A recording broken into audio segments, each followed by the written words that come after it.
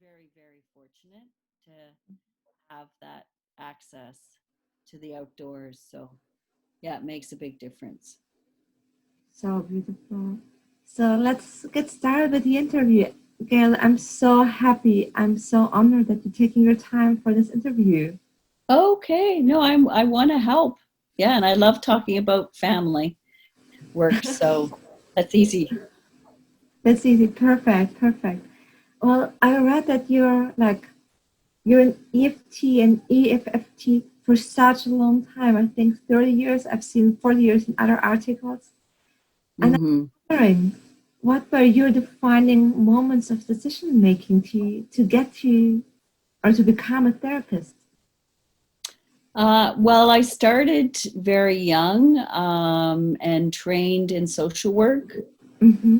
initially. So my experience, right from the very beginning was working with families and high risk families, Mm-hmm. families where there was child protection issues. So, my thought when my first job was I was going to help people talk to each other.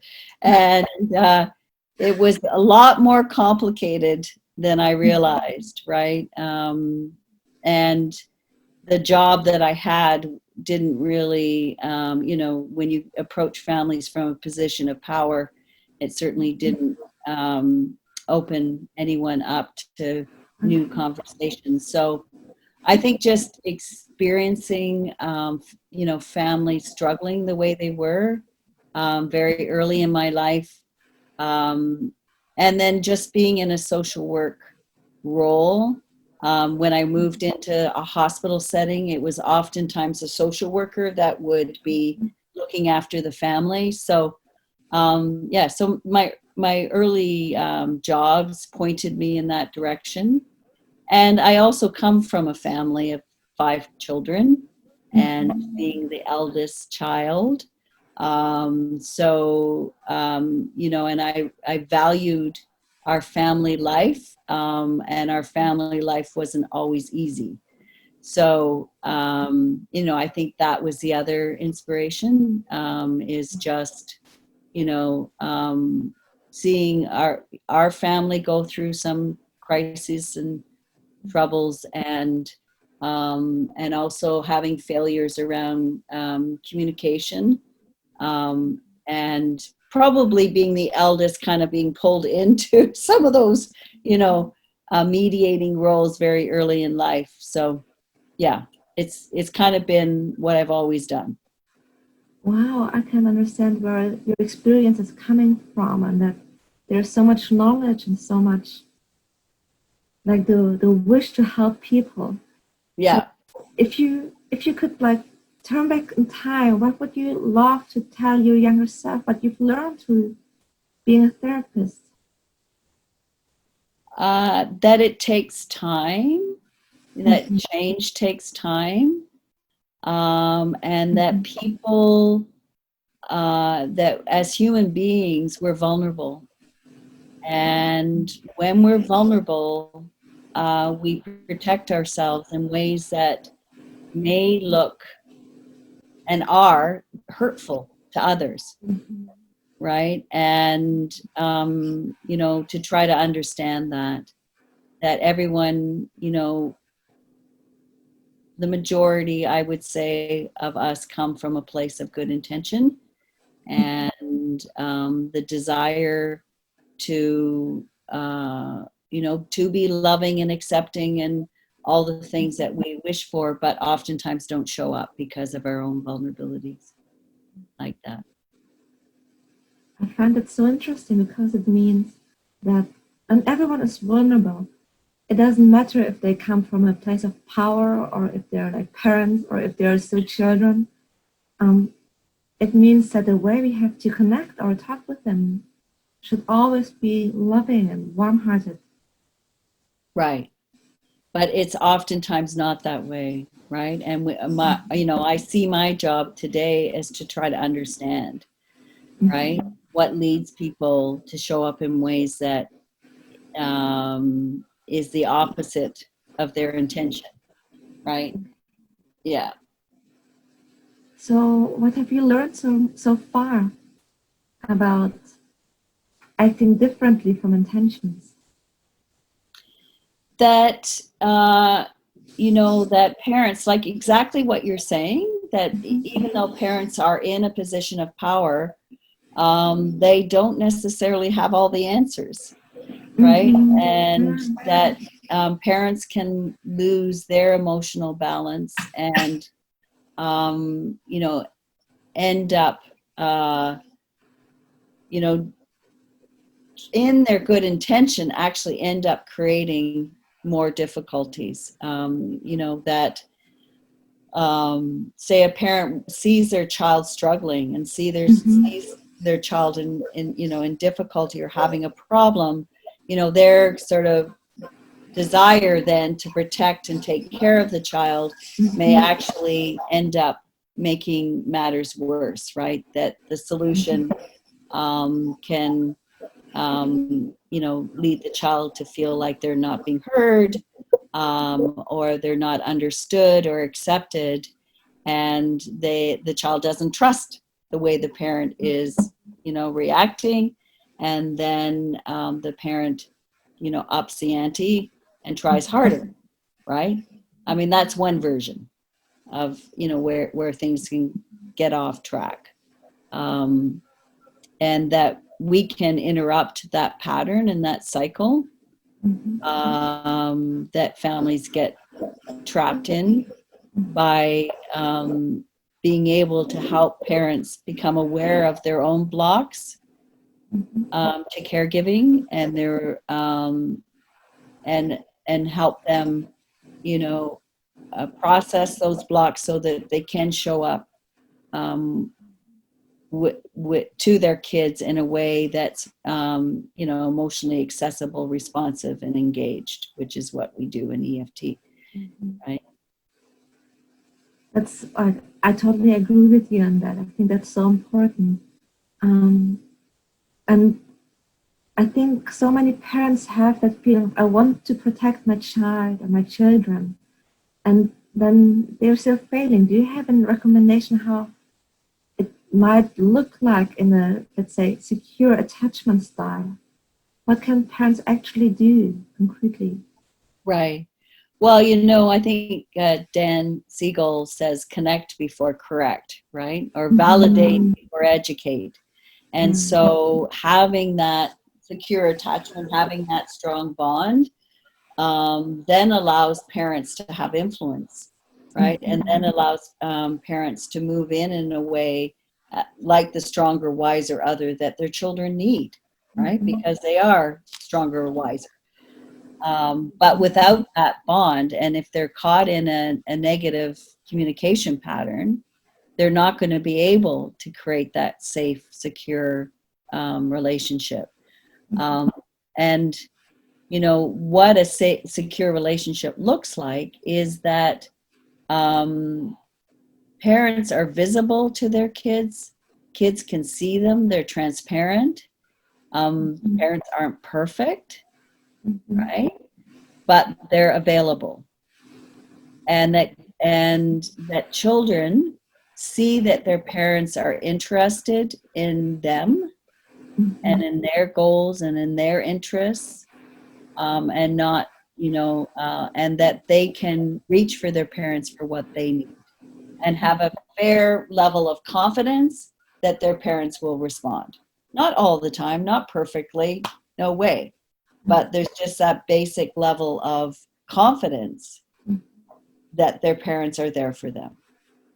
I love what you're saying, because it actually gives parents hope that they don't have to be perfect all the time, but they simply, like, so to say, have to be engaged and open and trustworthy. Yeah.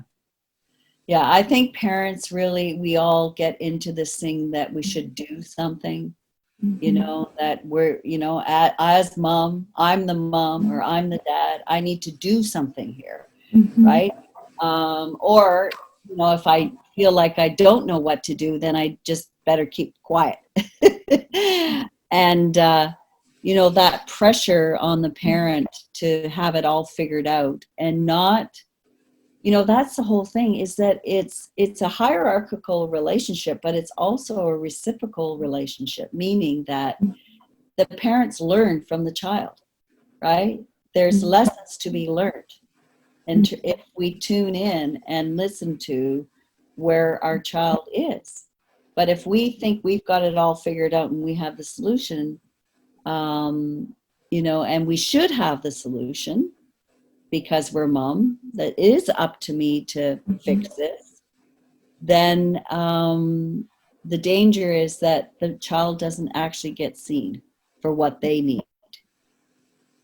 That's so important. And it brings me right to the question of how EFT, like emotionally focused therapy, and EFT, like focused therapy for like families, differ.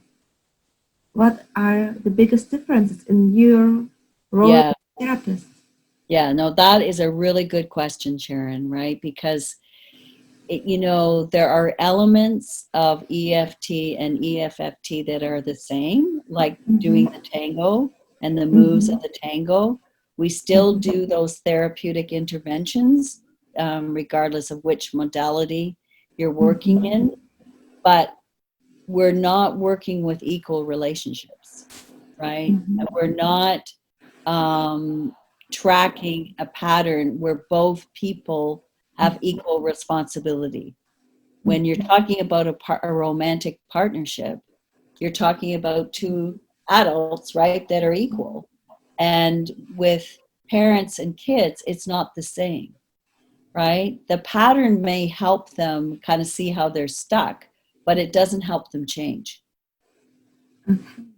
right?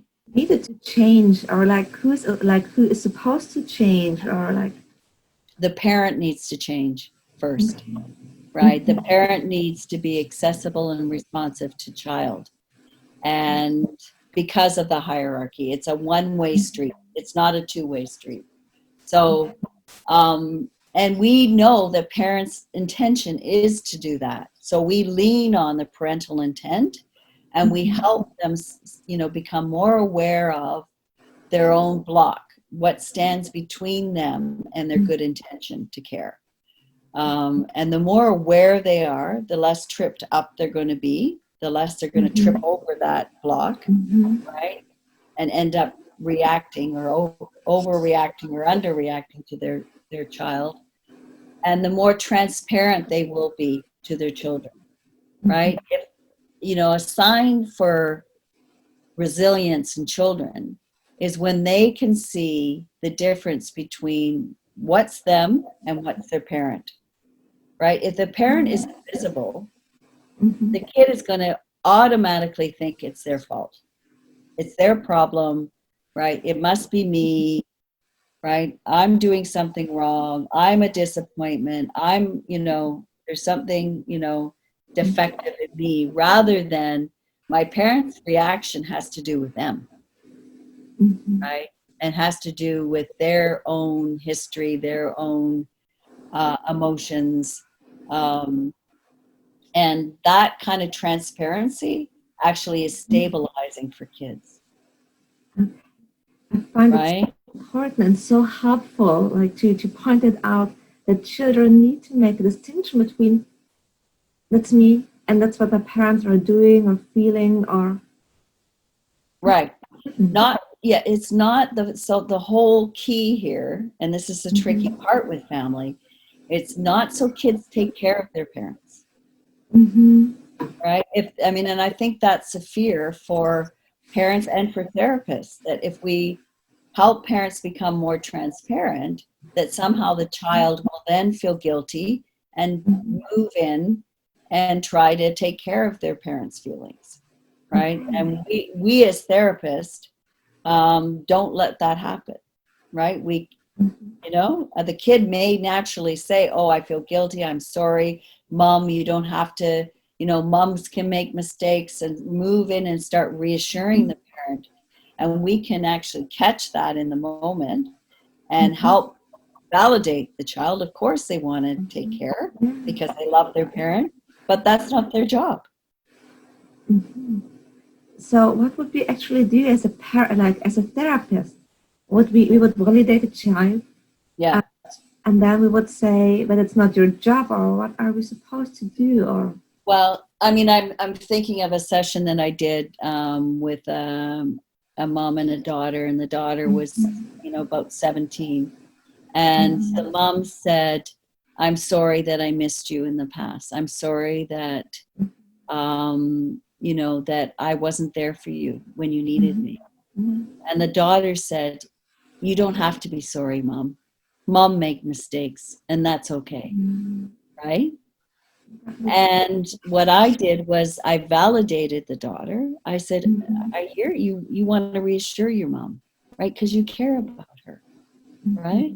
You care about her, and you're caring about her feelings right now, right? But your mom said she was sorry to you. She was saying that she was sorry about you and your feelings, right? What's it like right now that your mom is seeing you in this moment, right? That she actually sees that she missed you in the past. Can you hear that? So what I'm doing is I'm validating the daughter, but I'm redirecting the conversation back to this is about mom taking care of daughter, not daughter taking care of mom. I love the way you just showed how to actually do it, because it's not about shifting blame or telling the daughter, oh, that's too much, but actually about being present and slowing down and actually going back to the emotion. That's so powerful. Yeah. Yeah, that's what we do in EFT, right? Yeah, totally, totally. Yeah.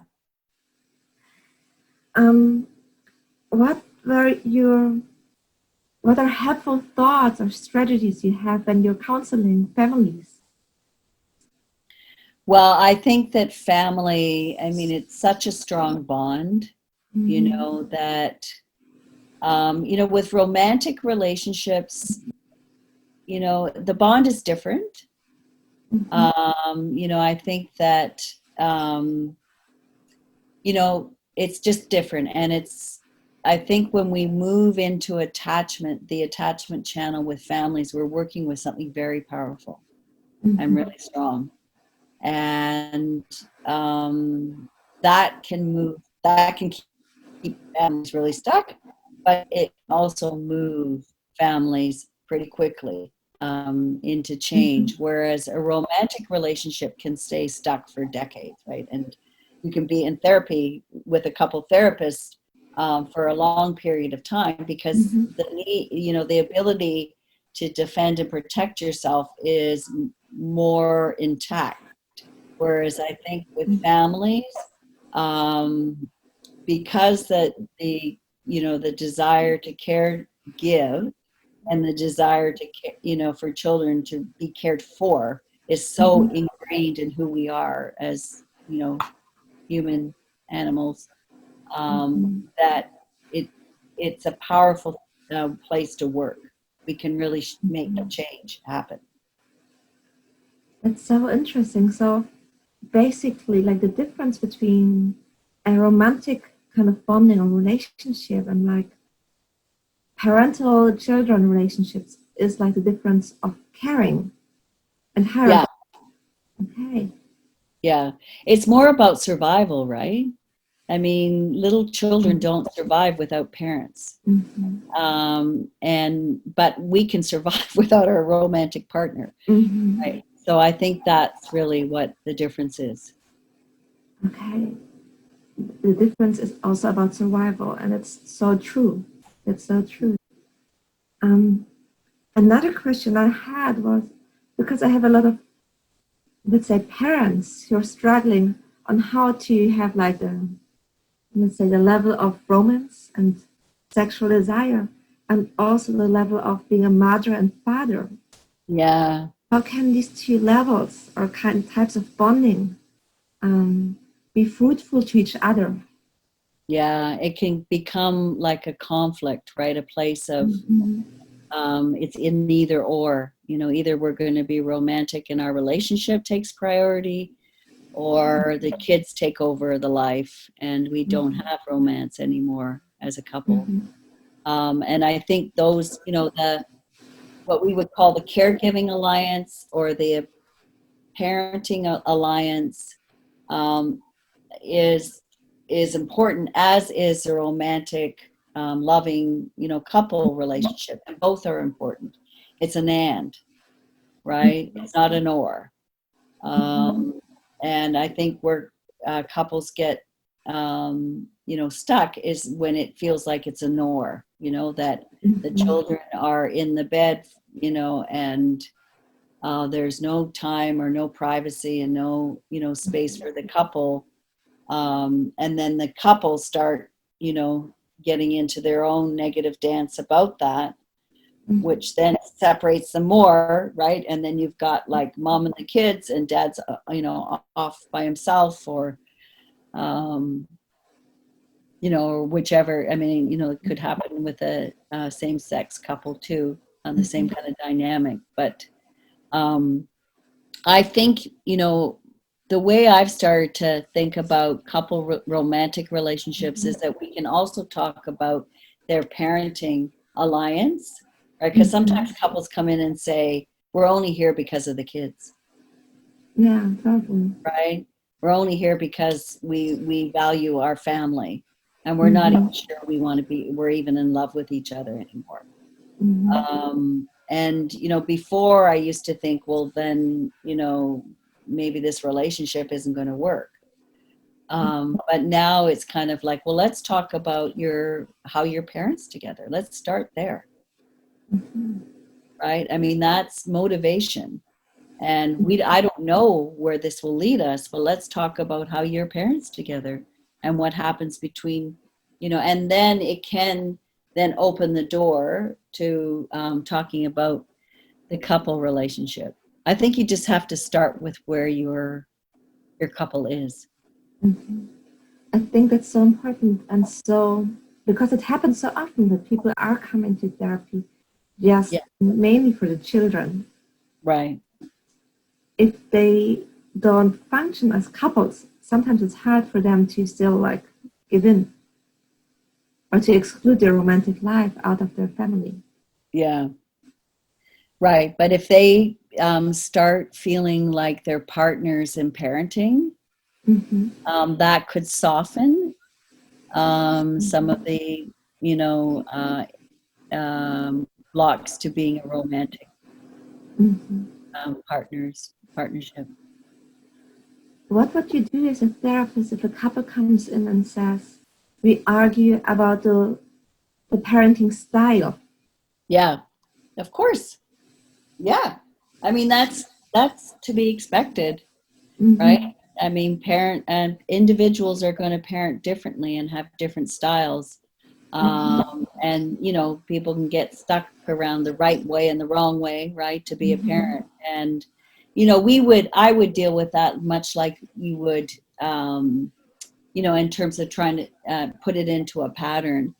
And then then insert how that gets in the way of them showing up for their kids.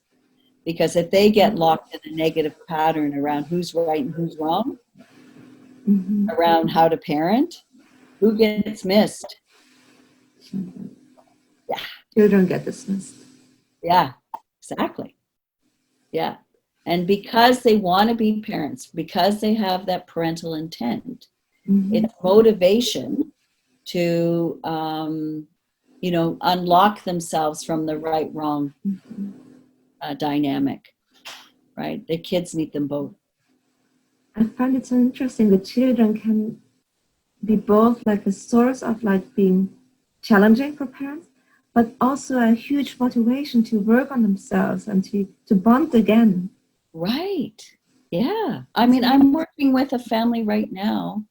The parents are in their 60s, they're adult children, right? And they're looking at revising how they parent at this stage of their life. Amazing. Right? And that's also impacting how they are as a couple. So, I think that, and then Bowlby said that, right? That our attachment strategies can be revised in the stage of life. And we believe that we'll do this work. That's so important that like people, no matter how old they are, they can still find bonding, find like safe space for attachment. Yeah. Yeah. And that's after decades of, being locked in different ways of interacting. Mhm. Yeah. Like something I found so deeply associated to your name was like healing relationships. Mm, How yeah. do you provide that as a therapist or as a EFT and EFFT therapist? In having new conversations, right, that are intimate and that are vulnerable, and the power of emotion to shift people's perceptions and the way they, interact. And that creates the deeper shift. That's what heals the wound, is to feel the emotional presence. And when we help people do that, they start to take it in, right, and they start to carry that around inside themselves, right, and we do it more than once. Right. Yeah. Yeah. It's so beautiful, like feeling the emotional presence. Yeah. Yeah. And it's not magic. um I mean, Sue's written about it in her books, and we talk about it in our family text. That it is a process that it's structured, and we follow a map that helps us move through, and we have specific goals, right, that um, aren't necessarily about solving problems that families come in with, but more about equipping families, helping them um, feel equipped and confident about their ability to face problems together. So that's really what we're doing, is resourcing the family. I love the way you put it, like to equip a couple. What do you think are the most, or some of the most important equipment a couple can have when they are like founding a family? Again, it's about availability, right? It's about, our do I have the confidence that my partner is available to me, that I can turn to them and they'll respond, again, not perfectly, but that there is this general sense that they will be there, that they'll answer the call. And and that it goes both ways, right? It goes both ways with partners, and then it goes one way with children, right? That children have the confidence that their parents will respond. But we know that parents are not super people, right? And they need to turn. They can't be totally available to their kids 100% of the time without getting their tank filled too. So parents being able to turn to each other, right, or to another adult if they're single, a grandparent, or an aunt, or someone that they can share with, to get support and comfort for themselves, caregiving for themselves, is critical for them showing up as parents to their kids. Because like that maybe be like the answer to a question I had.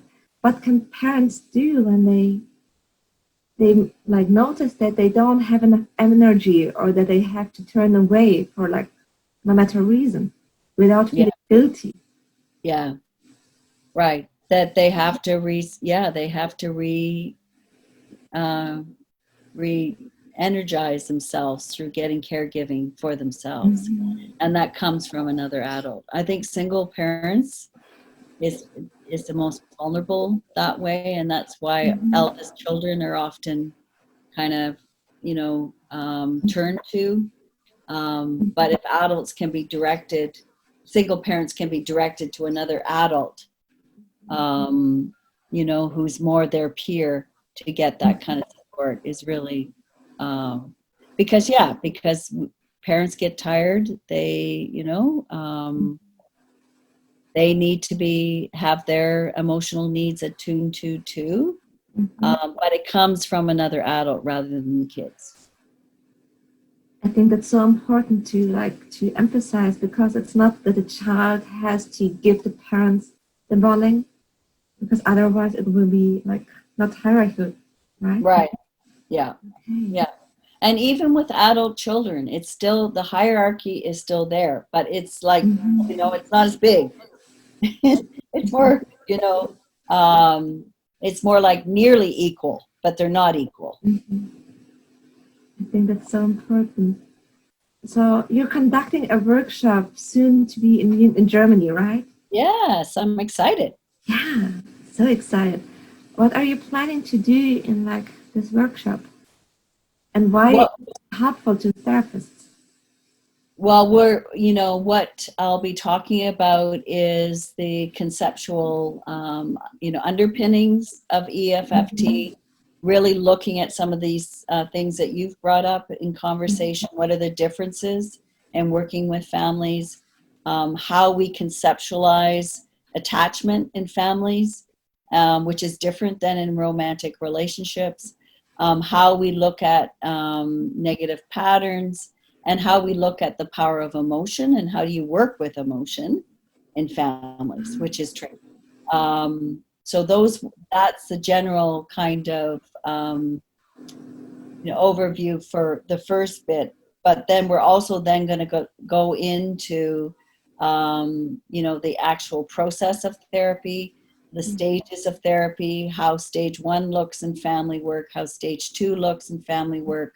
What are the interventions in terms of the tango? We'll be looking at tape, as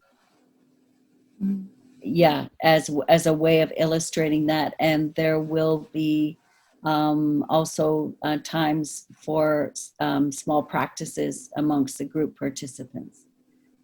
Amazing. That sounds so good and so important, because as you pointed out in this interview, it's just different dynamics. Yeah. Yeah, for sure. Yeah. And I think that, what really moves me and makes me feel passionate about family is that, when we feel enabled as the therapist, right, that we have a map, right, we're in an arena where we can shift, intergenerational transmission of things that have come down, right, over generations. And I just think it's so powerful, the difference that we can make. It sounds so powerful. Can you say some more words about what you mean with transgenerational? Well, it might be that, there's been a neglect or abuse, right? That, that parents, the way they got parented, led them to believe that they're inadequate and that they'll never be good enough. And then that translates to how they parent. And then when their children are unhappy or have problems, they go back to that original feeling that maybe they're not good enough and maybe they're inadequate and they don't know what to do. So then they, flounder in their stronger, wiser role, and end up maybe repeating the same pattern that happened in their own family. Unwittingly, unconsciously, not because, out of any negative intention, but just because they haven't had a different kind of experience. So, the therapist is coming alongside the parent to help them start to experience themselves differently so that they can show up with their kids differently. It's so beautifully said, that it's about experience yourself differently as a parent, and therefore showing your child a different way of attuning, relating, being present, connected. Exactly. So Um, you're like the co-director of the International Center of Excellence. Mhm. Could envision something for EFT in Germany or in general, what would your vision look like? My vision would look like having EFFT practiced across the country with EFFT trainers and supervisors and a whole movement of family therapy. I know family therapy is way more alive in Europe than it is in the North America. But I guess our version of EFF, of family therapy, having that kind of, energy and passion being practiced in your country. That would be my hope. Wonderful. Why would you hope that there is like an EFT movement or EFT movement? What's so special about EFT for everyone who is not? Because yeah, I think we're at the heart of the matter. I think we're not solving problems or fixing. We're actually at the heart of the matter in terms of what the difference that makes a difference. Um, sometimes other therapies will coach or teach parents, and that's useful unless a parent is blocked. And if the parent is blocked because of their own history or their own vulnerabilities, Mhm. then all the teaching and the coaching in the world will go out the window when they're under stress. So, yeah, that's why I think EFFT, goes into those places that maybe other therapists don't do. Mhm. Can you name these places you're talking about? The attachment, yeah, Attachment. yeah, Yeah. attachment and the blocks to secure attachment Mhm. and the parents' fears. Mhm. Yeah. Gail, thank you so much for your time and your answers. I love the way you're talking about or explaining to me and also other therapists how like the dynamics are differently. And also Yeah. what we can do as like therapists and also what is important to parents. That's so useful. That's so helpful. Well, thank you, Sharon. Yeah, it's been a delight to speak to you. It's been a little I can see. Yeah. You're Oh, very easy to talk to. It's really great. Thank you. thank you. Like I can like give the compliment back to you. It's lovely to speak with you. I would love to hear even more about your experiences.